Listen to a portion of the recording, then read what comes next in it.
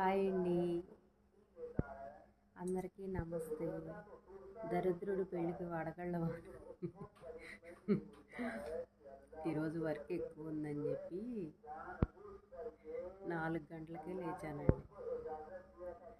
అట్ట వాకిలి ఊడ్చి ముగ్గు పెట్టాను, కరెంటు పోయింది. ఇంతవరకు రాలేదు. ఇలా ఉంటుంది అన్నమాట.